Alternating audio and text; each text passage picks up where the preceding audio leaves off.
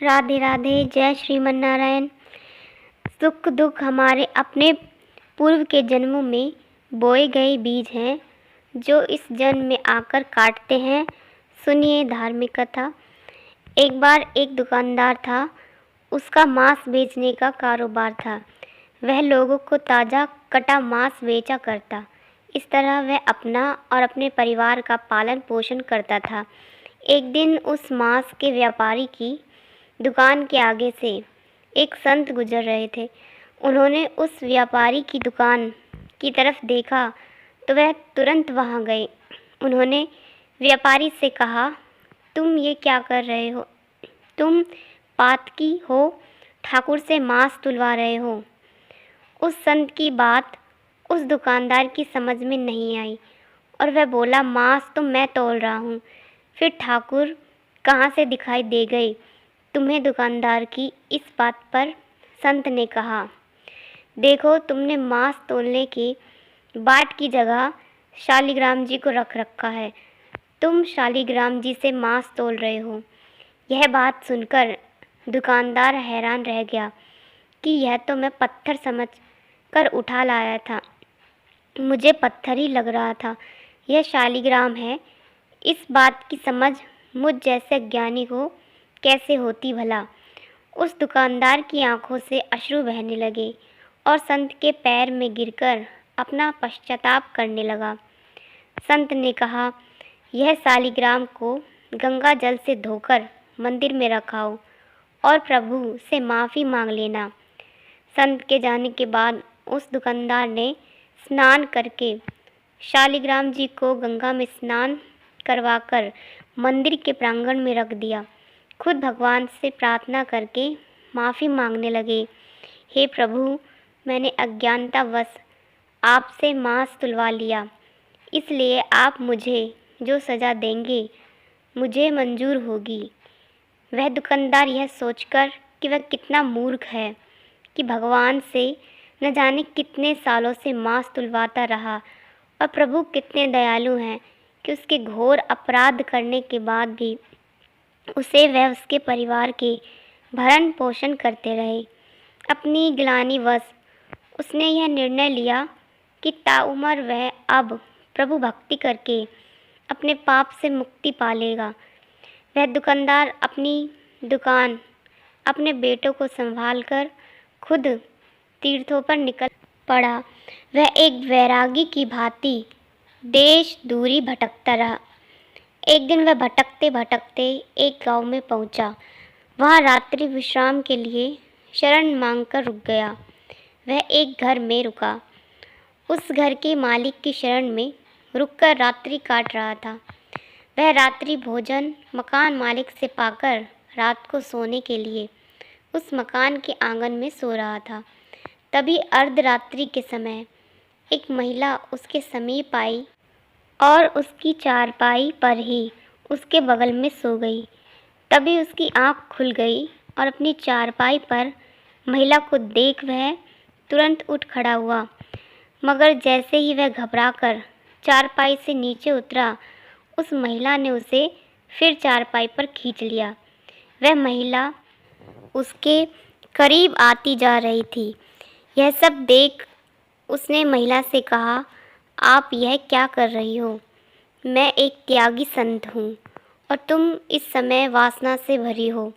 तुम मुझसे दूर हो जाओ, नहीं तो मैं अभी इसी समय इस घर को त्याग दूंगा। महिला ने संत के रूखे शब्दों को सुना, मानो उसे वह तीर की भांति भेद रहे हो। संत ने पूछा, तुम हो कौन और मुझसे इस तरह व्यवहार क्यों कर रही हो? तब वह महिला बोली, तुम जिस घर में ठहरे हो यह घर मेरा है।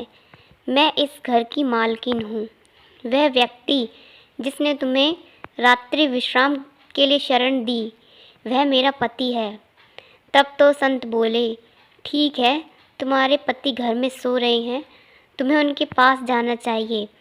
तब वह महिला बोली, तुम जब मेरे घर पर शरण के लिए आए थे तब मैंने तुम्हें देखा था। तुम्हारे रूप यौवन की छाया देख रही हूँ। तुम्हें पाने की लालसा में मैंने यह बीते कुछ पल बहुत मुश्किल से गुजारे। अब तुम्हारा सामीप्य मिल गया तो भला तुम्हें अपने से अलग क्यों करूं? अब उस संत ने उस महिला को समझाने की कोशिश की कि देखो, तुम एक विवाहिता हो, तुम्हारा कर्तव्य पति सेवा है। ऐसे में तुम मुझ जैसे वैरागी को पाना चाहती हो, यहाँ तुम्हें शरण नहीं मिल सकती। तुम्हारी जगह अपने पति के पास है, जाओ, लौट जाओ। वह महिला कुछ सुनने को तैयार न थी। तब वह बोली, अच्छा, तो मेरे और तुम्हारे बीच मेरा पति आ रहा है। अगर मेरा पति ना हो तो तुम मुझे अपना लेते। वह तुरंत घर के भीतर गई। उस महिला ने घर पर रखी पति की तलवार को निकाला और उस तलवार से पति पर वार कर दिया। उसका पति वहीं मर गया। वह खून से भरी तलवार ले जाकर उस संत को दिखाते हुए बोली, लो, मैंने तुम्हारे और मेरे बीच खड़ी पति रूपी दीवार नष्ट कर दी। मैंने मेरे पति का गला काट डाला। अब वह कभी हम दोनों के बीच में नहीं आ सकेगा। बेचारा वह संत यह सब देख वहाँ से भागने लगे। बहुत कोशिश के बाद भी संत वहाँ न रुके तो उस महिला ने उस तलवार से खुद पर वार किया और सदैव के लिए ख़त्म हो गई। संत जैसे तैसे वहाँ से निकल कर भागे, बहुत दुखी रहने लगे। उनका दुखी चेहरा देख एक संत ने उन्हें कहा, लगता है तुम बहुत दुखी हो। क्या बात है जो तुम्हें परेशान कर रही है? हम संतों को अपने दुख से नहीं, दूसरों के दुख से दुख होता है। तुम्हारे साथ कौन सा दुख है? तब उस संत ने वह सारी घटना उन संत को सुनाई।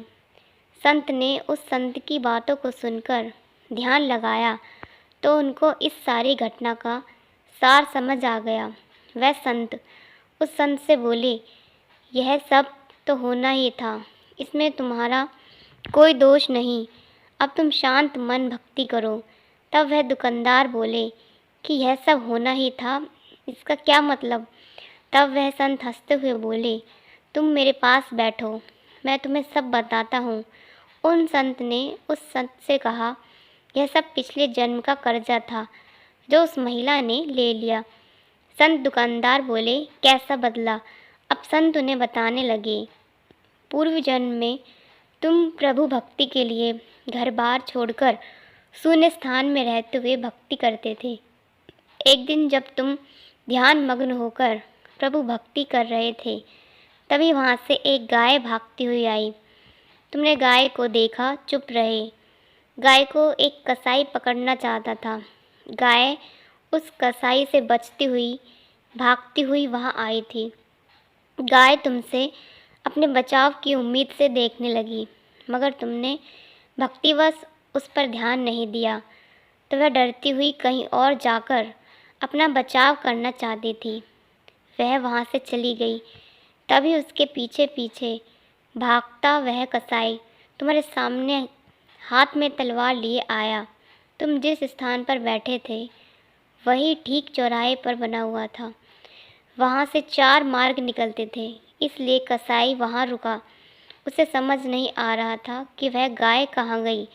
चारों तरफ नज़र दौड़ाकर वह कसाई तुम्हारे पास आया और तुमसे उस गाय के बारे में पूछा कि तुमने किसी गाय को यहाँ से भागते हुए देखा है। तुमने उस कसाई की तरफ देखे बिना बंद आँखों से ही उस रास्ते की तरफ हाथ कर दिया जहाँ वह गाय भागकर गई थी। वह कसाई तुम्हारे इशारों को देख उसी रास्ते पर चला गया जहाँ वह गाय भागती हुई गई थी और उस गाय को कसाई ने अपनी तलवार से मार दिया था। अब वह संत हैरान होकर उन संत से बोले, उस गाय व कसाई से मेरी इस घटना का क्या संबंध है? संत हंसते हुए बोले, हाँ, उस घटना से ही तुम्हारी इस घटना का संबंध है। क्या तुम जानते हो वह मकान मालिक व उसकी पत्नी पूर्व जन्म में कौन थे? अब वह संत विस्मित होकर देखने लगे। संत ने उन्हें आगे बताना शुरू किया। वह जो मकान मालिक था जिसने तुम्हें रात्रि विश्राम के लिए शरण दी थी, यह पूर्व जन्म में एक कसाई था। यह वही कसाई था जिसको तुमने गाय का मार्ग बताया था। इसी तरह उस मकान मालिक की पत्नी वही गाय थी जिसका उस कसाई ने कत्ल किया था। वह गाय जब शिकारी द्वारा काटी जा रही थी, तभी वह मन ही मन तुम दोनों से बैर भाव रख गई। बस बदले की आग में दूसरे जन्म में बदला ले लिया। उसने उस कसाई जो इसका जन्म में पति था, उसी तरह तलवार से मार दिया जैसे उस कसाई ने गाय को तलवार से काटा था। तुमने कसाई को उसका अर्थात गाय का मार्ग बताया था, इसलिए वह तुमसे इस तरह व्यवहार कर रही थी। यह सब जन्मों के खेले हैं, किसकी समझ में आते हैं। इंसान अपने बुने जाल में ही उलझा रहता है और दुखी हूँ, मैं दुखी हूँ, दुख का रोना रोते रोते रहते हैं। दुख सुख हमारे अपने पूर्व के जन्मों में बोए गए बीज जो इस जन्म में आकर काटते हैं। रे मन अधीर न हो, ना दुख सदा रहा है ना सुख सदा रहेगा। दुख के बाद ही तो सुख आता है और सुख के पीछे दुख भी छुपकर बैठा होता है, जो हमें अहंकारवश नज़र नहीं आता। न दुख में मुरझाना बावरे, न सुख में मतवाला बनना, सब नियति के हाथ है। सुख दुख मौसम है, आते जाते रहते हैं। मन के माने हार है, मन के माने जीत। इसलिए अपने को सदैव इस तरह रखो कि सुख दुख की श्रृंखला का आप पर प्रभाव न पड़े। जय श्री राम। इसी प्रकार की भागवतिक कथाओं के लिए हमारे चैनल के साथ जुड़े रहिए। राधे राधे।